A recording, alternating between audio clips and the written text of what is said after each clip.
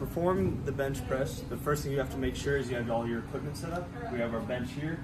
We're gonna have this bar set up on one of these 2 rungs, depending on how long your arms are, where you would be unracking. We're gonna have 5 points of contact on the bench and floor at all times. That's head, upper back, buttocks, and both your feet. We're gonna make sure we have our spotter here to help us with the handoff and making sure we're safe. We're gonna make sure we're wearing athletic clothing fit to do this workout. And then when my spotter unracks and hands me the bar, I'm gonna lower it down to my chest and I'm gonna push up and slightly back. And when I'm done, I'm gonna rack it behind. Perform this. 5 points of contact. Grip width around shoulder width, close pronated or slightly out depending on comfortability. You right here? Alright. Ready? 3, 2, 1. Good.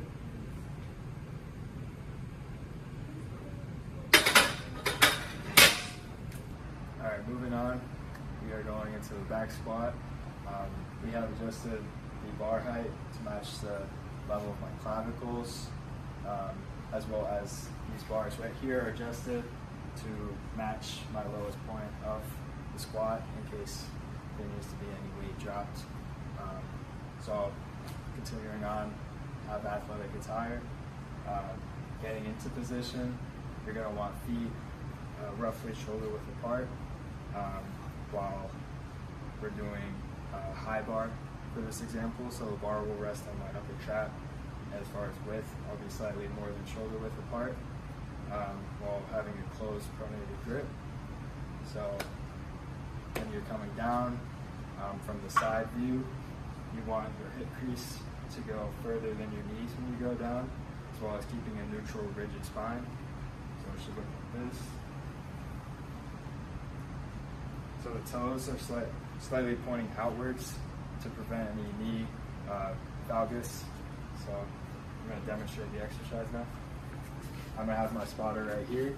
He's going to be imitating my movement behind me, and he's going to have his arms in a grip-like shape in order to hoist me up if I fail the rep, and then he's going to help me bring the bar back onto the rack when I'm finished. So let's demonstrate.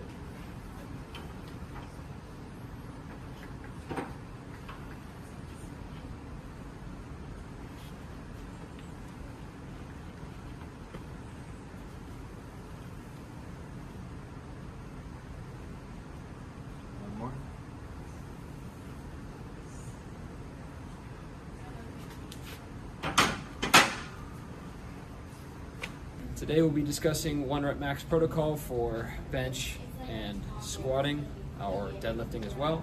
The first thing you want to do to ask your client if they've completed a 1 rep max of this exercise before, if they haven't done a 1 rep max, if they've done a 5 or 10 rep max or maybe a similar exercise, then make your estimate for what your end 1 rep max weight is going to be. Then you start with first you make sure that the client is warmed up for the exercise using basic warm-up. Then you start with your first warm-up resistance of anything that's easy, 5 to 10 reps. Then you up the weight after a 1 minute rest period by 5 to 10% for upper body bench press, and then 10 to 20% for lower body squatting, deadlift. So after a 1 minute rest period, perform a 3 to 5 rep warm-up set by adding that 5 to 10% or 10 to 20% for lower body.